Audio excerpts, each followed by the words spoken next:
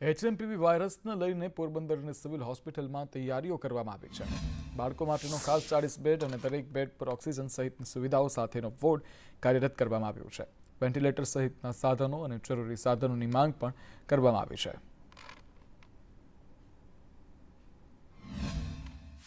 આ વાયરસ માત્ર એવો વાયરસ છે જેમાં આઇસોલેશન વોર્ડની જરૂર રહે.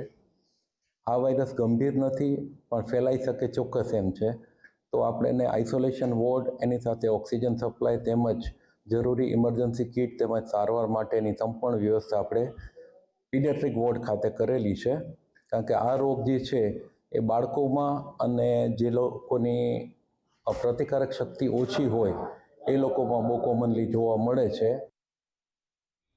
તો બીજી તરફ મહીસાગરમાં પણ એચએમપીવી વાયરસને લઈ તંત્ર સજ્જ જોવા મળી રહ્યું છે. લુણાવાડા સિવિલ હોસ્પિટલમાં તૈયારીઓ શરૂ કરી દેવાઈ છે. 50 બેડવાળો ઓક્સિજન વોર્ડ તૈયાર કરાયો. સાથે જ ઓક્સિજન પ્લાન્ટથી આરટીપીસીઆર લેબ કાર્યરત કરાયું છે.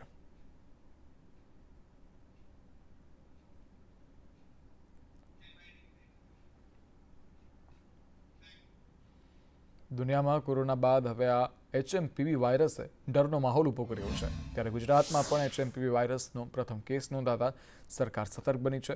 જેના કારણે ભાવનગરમાં સર ટી હોસ્પિટલમાં 40 બેડ સાથેનો એનઆરસી વોર્ડ તૈયાર કરાયો છે. તેમજ રાજ્યની તમામ હોસ્પિટલોને એચએમપીવી વાયરસ અંગે જરૂરી ગાઈડલાઈન આપવામાં આવી છે અને કોઈ દર્દી સારવાર માટે આવે તો તેના માટેની તમામ સુવિધાઓ ઊભી કરવા સૂચન આપવામાં આવી છે.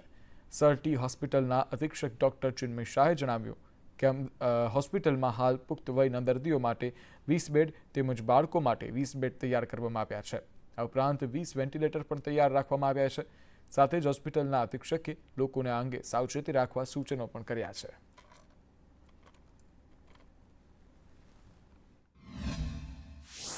હોસ્પિટલની વાત કરીએ તો આપણે જે રીતે આરોગ્ય વિભાગમાંથી સૂચના છે એ પ્રમાણે ટેસ્ટિંગ માટેની તૈયારીઓ શરૂ કરી છે.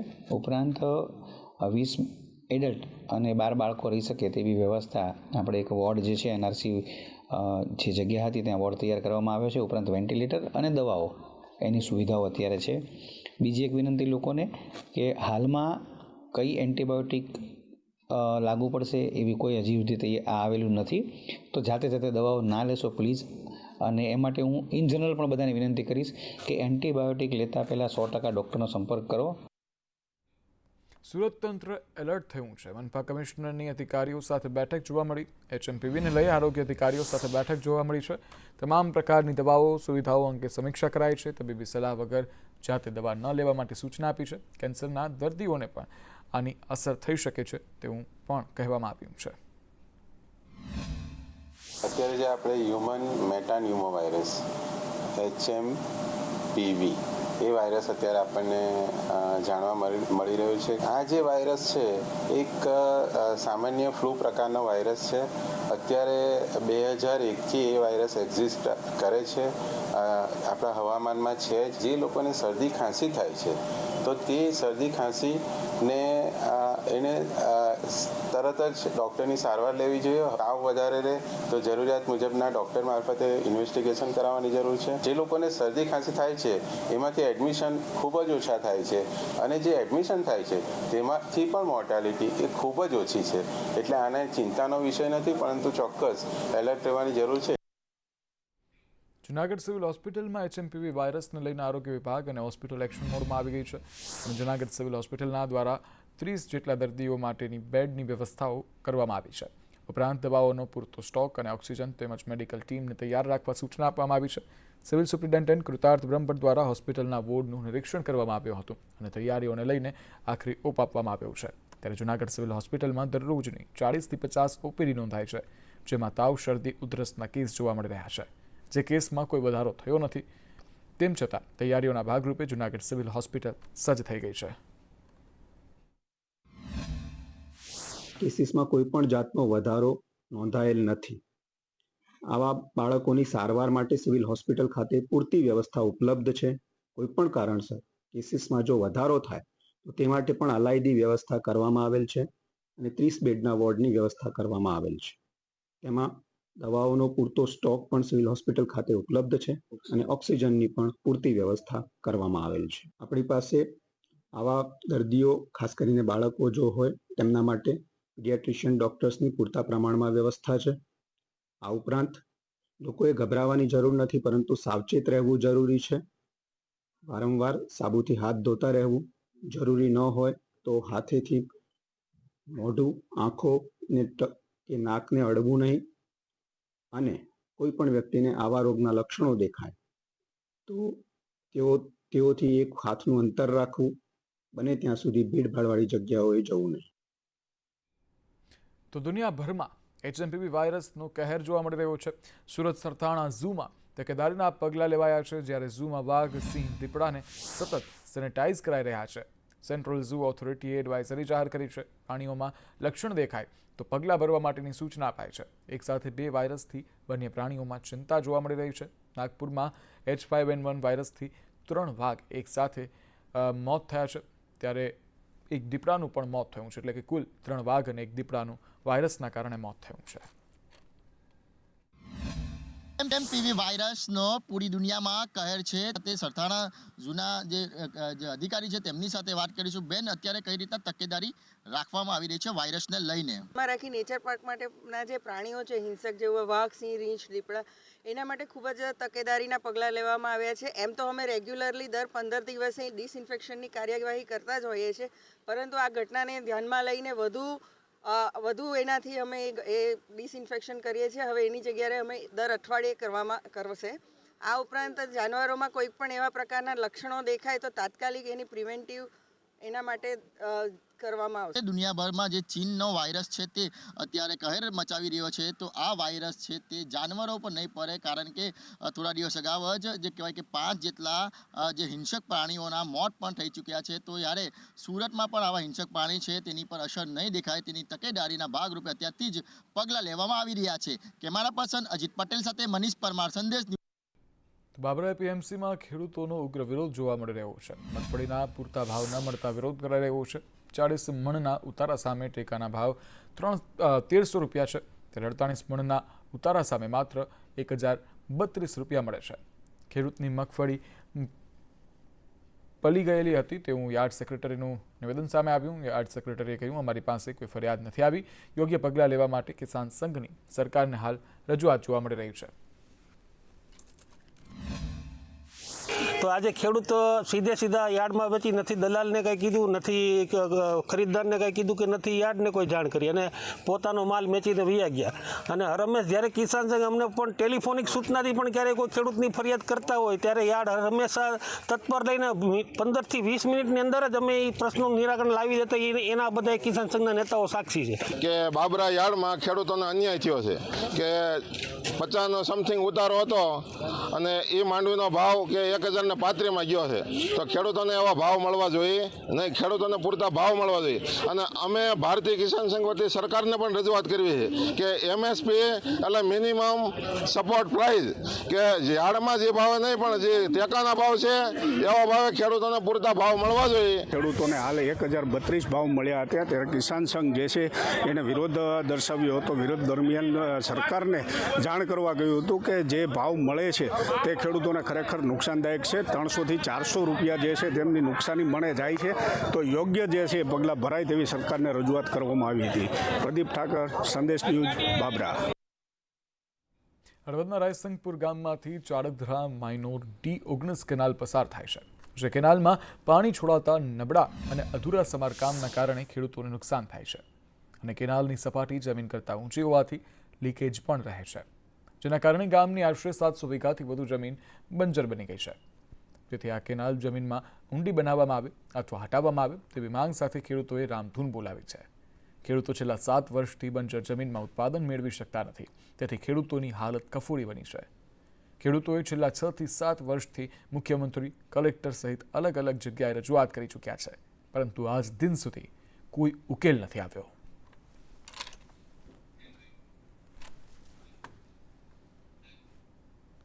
ગીર સોમનાથ જિલ્લામાં છેલ્લા ઘણા સમયથી સરકારી કોચર સહિતની જમીનો પરના ગેરકાયદે દબાણો દૂર કરવા તંત્ર ઝુંબેશ ચલાવી રહ્યું છે. ત્યારે સૂત્રાપાડાના લાઠી ગામના 900 વીઘાના ગોચર જમીન પર દબાણો પર તંત્રએ બુલડોઝર ફેરવ્યું છે.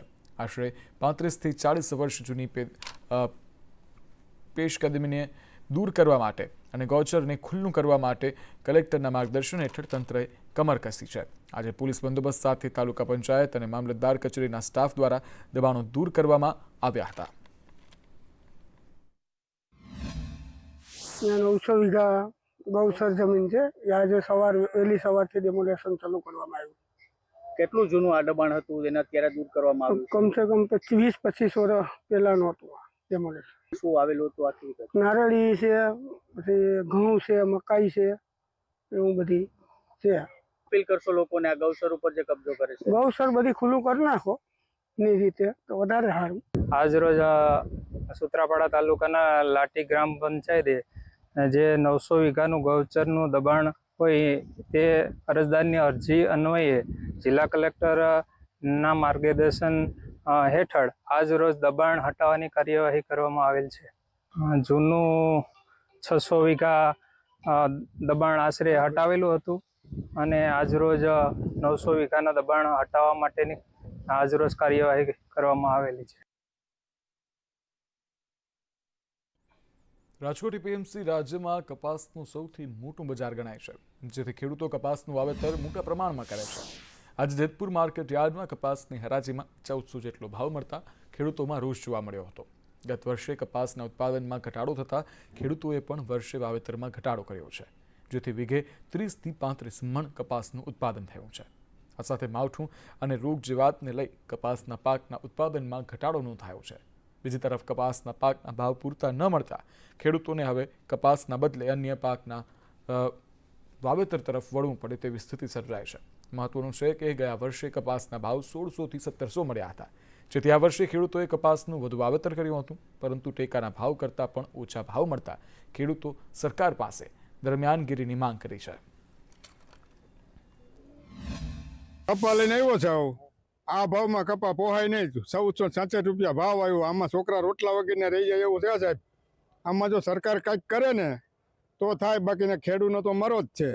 જીવવું કેમ આમાં માણસોને? જીવવું કેમ? તમે વિચાર કરો. વીઘે 15,000-17,000 ખર્ચ થાય.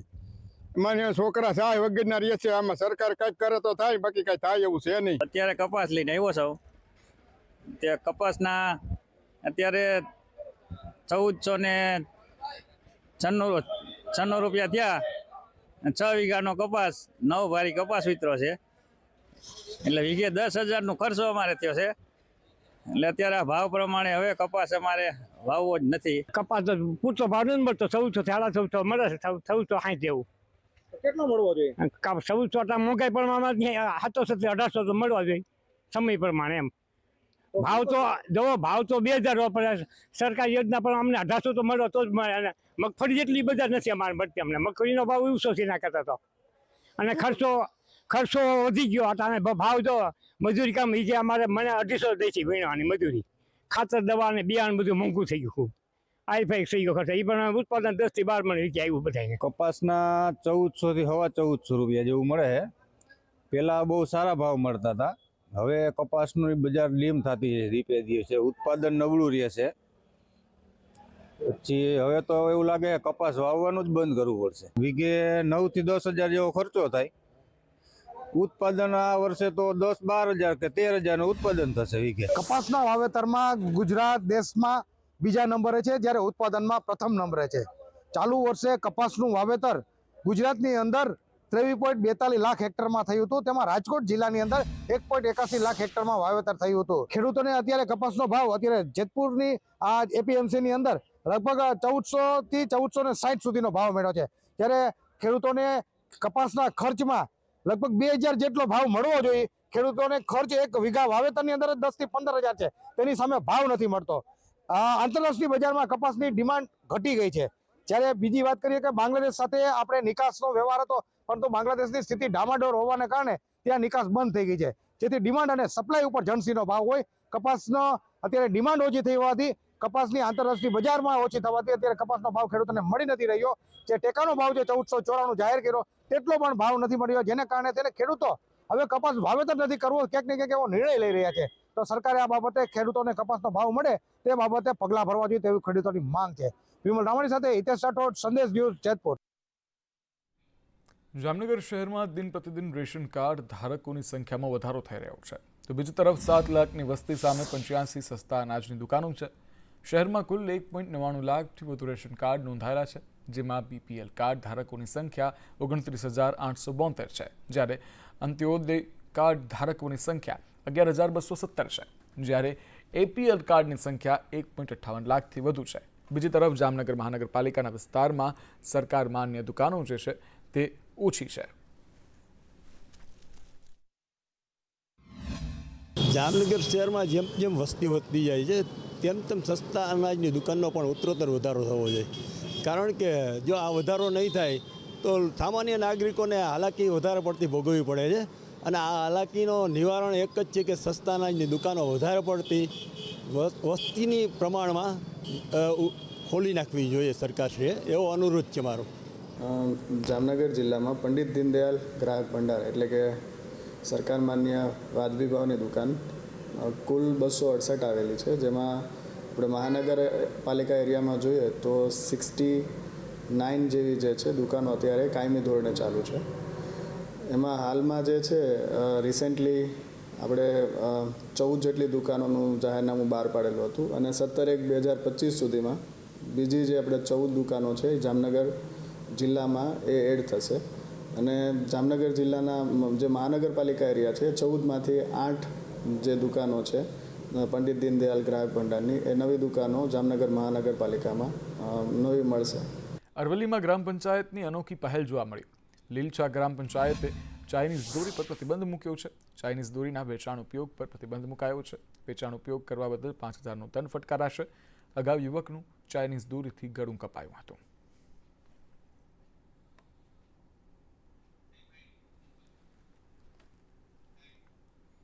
વડોદરામાં ટ્રાફિક નિયમ ભંગ કરતા પોલીસકર્મીઓ જ હવે નિયમોનો ઉલાળ્યો કરી રહ્યા છે. ટ્રાફિકના પાઠ ભણાવતી પોલીસ પોતાના જ નિયમો તોડી રહ્યા છે. લાલબાગ બ્રિજ પરની ઘટના છે કે જ્યાં રોંગ સાઈડમાં પોલીસ વાન જોવા મળી. બ્રિજ પર રોંગ સાઈડમાં ચલાવી આ પોલીસ વાન અને કોઈ ખોફ વગર ચલાવવામાં આવી હતી આ પોલીસ વાન. ત્યારે અનેક સવાલો ઉઠી રહ્યા છે કે કાયદાના રક્ષક જ કાયદાનો ભંગ કેમ કરી શકે છે.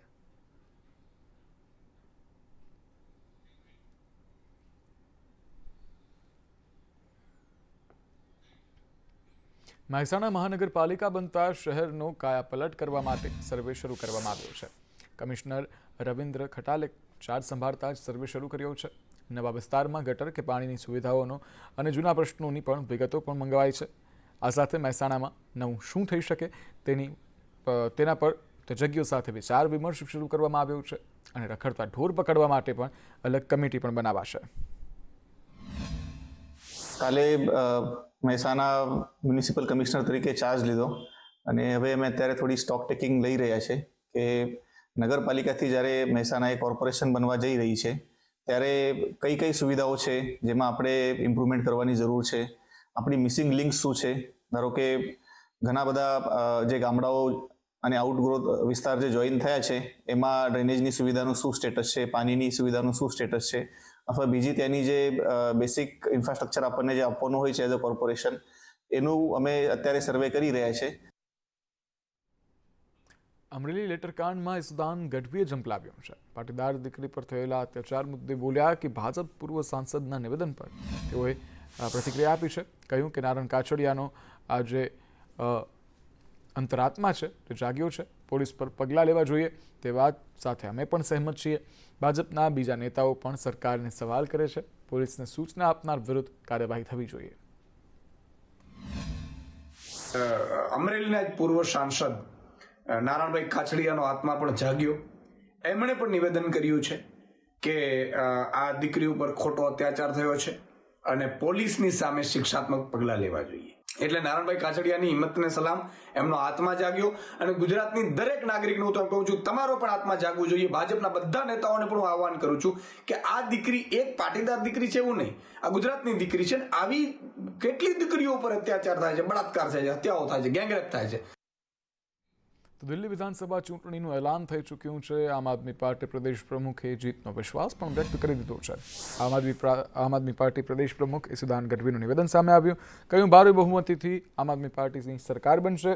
દિલ્હીમાં આજે વીજળી પાણી ફ્રીમાં મળે છે. દિલ્હી દેવાના ડુંગર નીચે દબાયેલું નથી. ભાજપ લૂંટની રાજનીતિ ચલાવી રહ્યું છે. ભાજપ મતદાનમાં ધાંધલી કરે છે. મને પૂરો વિશ્વાસ છે કે પહેલી વખત 70માંથી 67 પછી 70માંથી 62 સીટ લઈને અરવિંદ કેજરીવાલજી આવ્યા. આ વખતે પણ દિલ્હીમાં અરવિંદ કેજરીવાલજીની કામની રાજનીતિનો વિજય થશે. એ કૌભાંડની વાત હતી એટલે આ બધાએ કોશિશ ભાજપે કરી અરવિંદ કેજરીવાલજીને ડેમેજ કરવાની. છતાંય અરવિંદ કેજરીવાલજી અને આખી ટીમ મજબૂતાઈથી ચૂંટણી લડી રહી છે અને મને પૂરો વિશ્વાસ છે કે દિલ્હીમાં આ વખતે ફરીથી ભારી બહુમત સાથે આમ આદમી પાર્ટીની સરકાર બનશે.